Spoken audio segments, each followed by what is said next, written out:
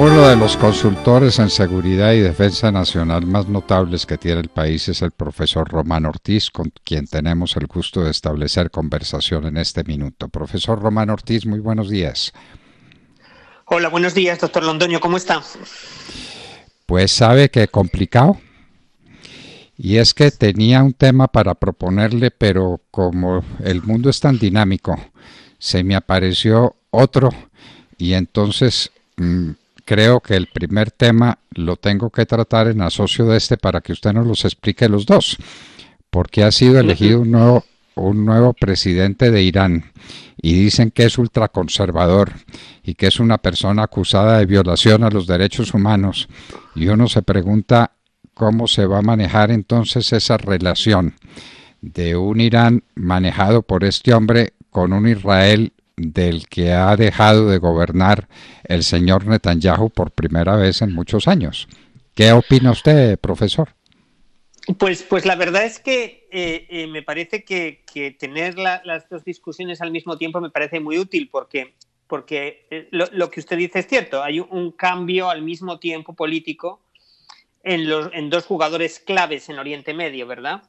Lo que pasa es que yo creo que los cambios son importantes, sobre todo a nivel interno, en los dos países, en Israel y en Irán.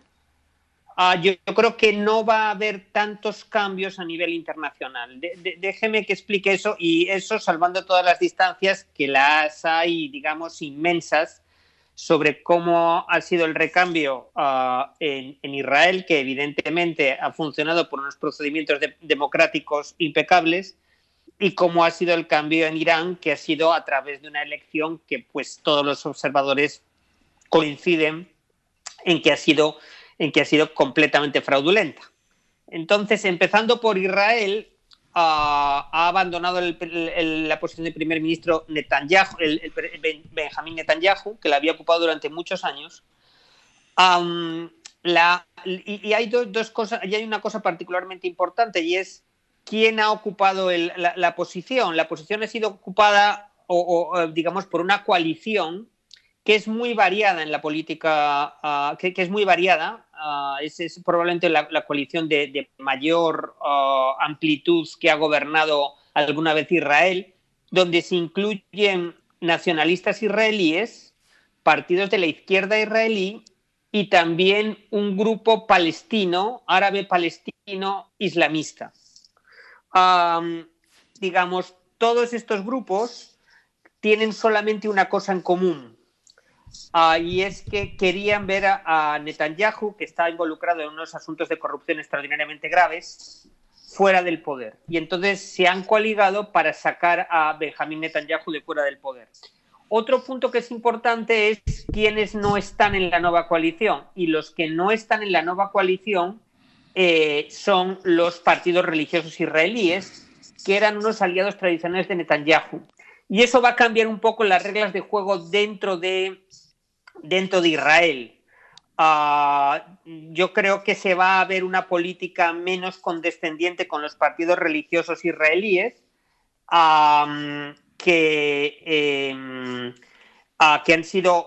tienen una representación muy minoritaria, pero que han cambiado, han tenido una influencia política muy grande, y al mismo tiempo, pues digamos, esa amplia coalición parece que se va a mantener, fundamentalmente porque, digamos, como señalaba antes, tienen como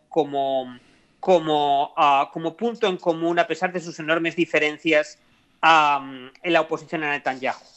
En el lado de Irán, lo que se ha visto es, digamos, que el experimento liberalizador, como otros que había habido antes en el régimen iraní, pues tenía sus días contados, y Rouhani va a ser reemplazado por, efectivamente, como usted señalaba, Ebrahim Raisi, que es alguien que no solamente es un clérigo extraordinariamente conservador, sino que hay evidencias de que ha estado profundamente involucrado en violaciones masivas de derechos humanos, incluida la ejecución de miles de disidentes en Irán durante los años 80, y que, digamos, va a cerrar, digamos, yo creo definitivamente digamos, cualquier viso de liberalización dentro del régimen. Va a haber más represión y digamos, yo creo que la va a aplicar sin ningún miramiento. Yo creo que eso va a hacer más difícil para la administración Biden la posibilidad de revivir el acuerdo nuclear. Pero, digamos, más allá de esto, de que probablemente ahí se va a atascar la negociación con los Estados Unidos, los equilibrios, las relaciones entre Israel e Irán, digamos, la hostilidad de Irán con Israel, pues van a permanecer, yo creo que incambiadas, porque eso es algo que une a todo el régimen de los ayatolá, con independencia de si se trata de figuras que pueden ser calificadas como más pragmáticas o más radicales. Siendo Raisi particularmente radical, pues uno no podría esperar más que un empeoramiento de las relaciones con Israel. Pues muy grave, porque pues ese es un elemento fundamental de la paz en el mundo. En el Medio Oriente, claro que sí, y en el mundo, porque no quisiéramos imaginarnos el estallido de un conflicto a gran escala entre Israel e Irán en estas circunstancias.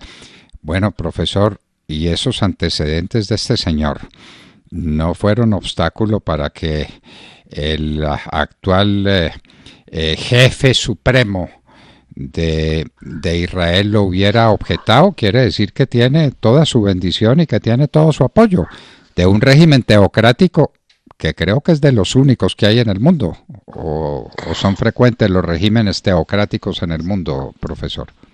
No, usted tiene razón. Realmente se trata de la República Islámica de Irán, se trata de una, digamos, una estructura política verdaderamente particular.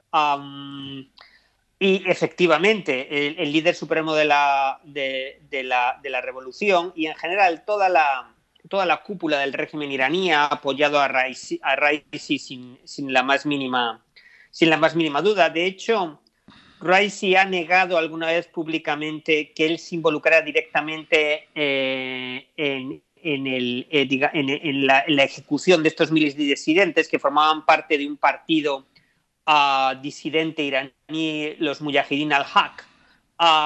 Pero a pesar de que ha negado su participación directa, ha dicho públicamente que él consideraba que la medida de ejecutarlos era la decisión correcta. Entonces no hay el más mínimo atisbo de, ya no diría ni de arrepentimiento, sino ni siquiera de pudor, ¿no?, a la hora de hablar de lo que fue pues una masacre, porque fueron ejecuciones sumarias de varios miles de disidentes, ¿verdad? Así las cosas, yo diría que la política iraní va a permanecer más o menos constante en la región, y eso va a poner muy difícil a Joe Biden, al presidente Biden, tratar de alguna manera restablecer el acuerdo nuclear y continuar con lo que yo creo que es un objetivo que ha asumido el presidente Biden, que es el repliegue de los Estados Unidos de Oriente Medio. Es decir, yo creo que Biden tiene esa intención.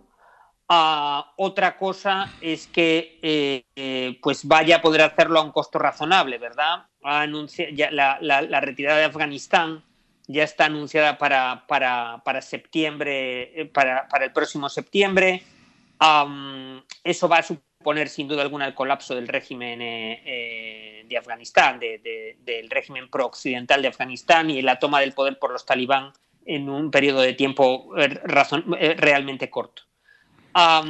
Y la retirada, digamos, y en esas circunstancias, seguir con la retirada va a dar más margen a Irán, que probablemente va a seguir adelante va a seguir alentando, digamos, a Hezbollah en Líbano, a los Houthis en Yemen, a las milicias Shia en Irak y así sucesivamente.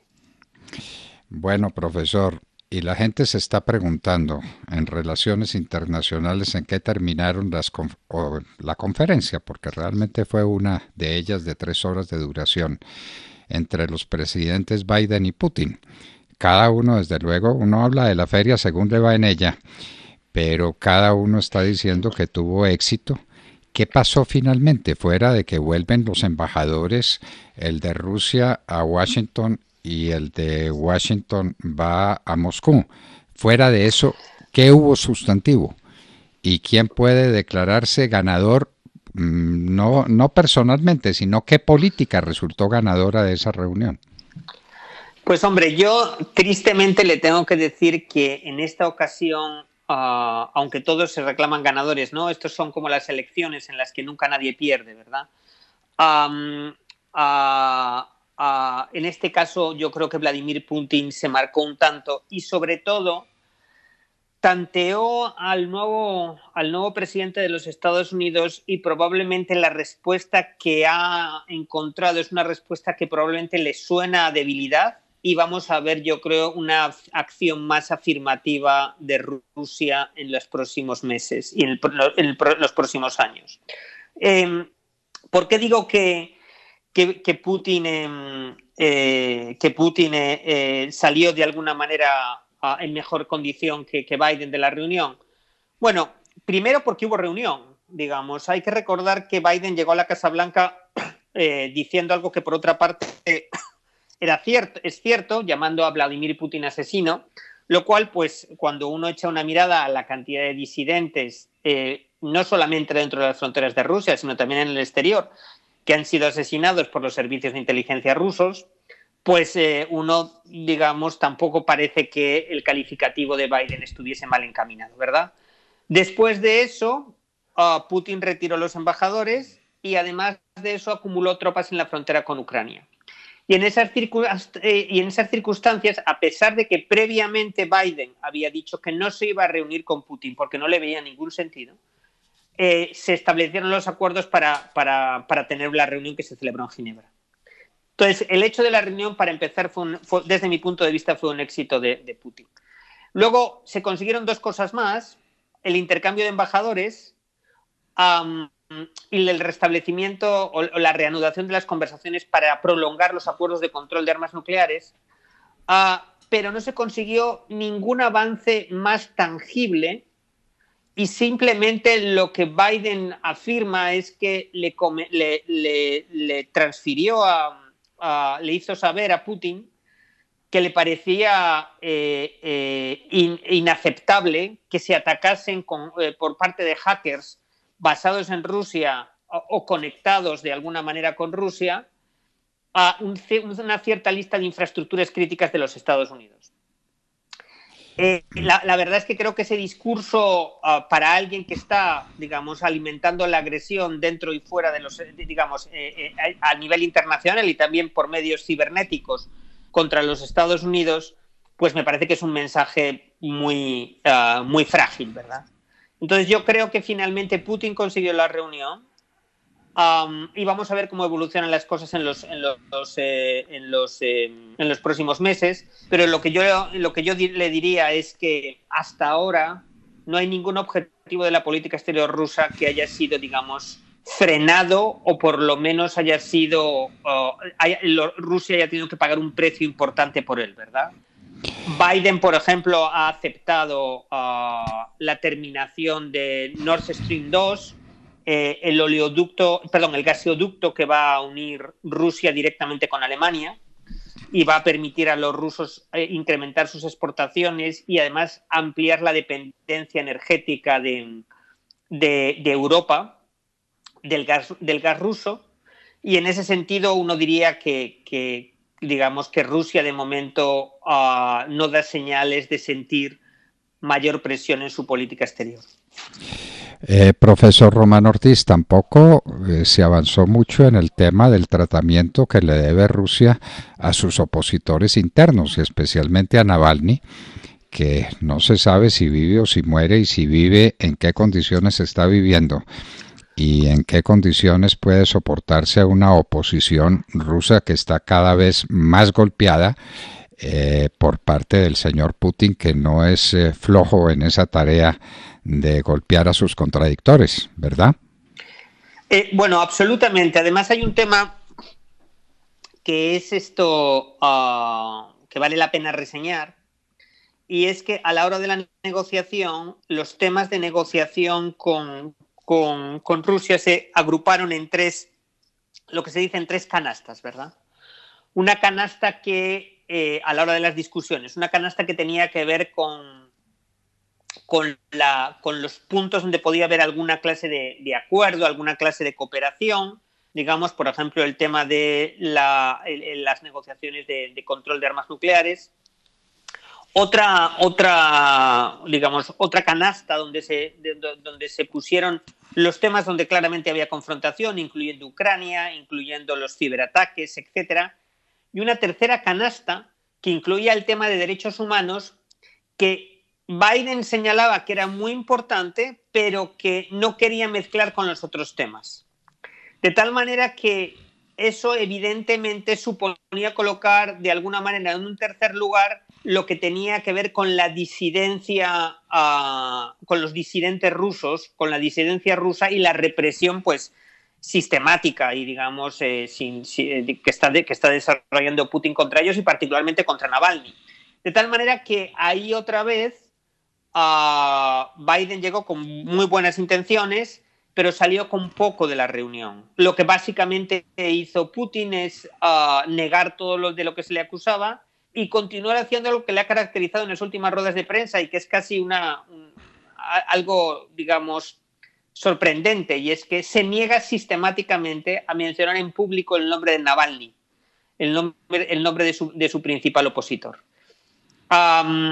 Y evidentemente a estas alturas las condiciones de encarcelamiento de Navalny pues son claras que son atentatorias de los derechos humanos más elementales, ¿verdad? El solo hecho de que esté preso es una violación de los derechos humanos porque no hay ningún delito que se le impute, no ha matado a nadie, no ha causado daños a las instituciones ni a la cosa pública, está haciendo oposición. Y entonces la oposición no es bien vista en regímenes que mantienen su inspiración, a pesar de que el estalinismo pasó hace mucho tiempo, pues sigue vigente en Rusia a través de este discípulo de la KGB del señor Putin. Profesor Román Ortiz, pues muchísimas gracias por acompañarnos y por hacernos estas aclaraciones fundamentales para entender el gran tema internacional que nos atañe a usted, todos y nos compromete a todos, que eso tal vez no lo tenemos en cuenta, profesor Ortiz, ¿no? Bueno, Román Ortiz, profesor de Estudios Estratégicos e Internacionales y consultor de Seguridad y Defensa, estaba con nosotros en La Hora de la Verdad.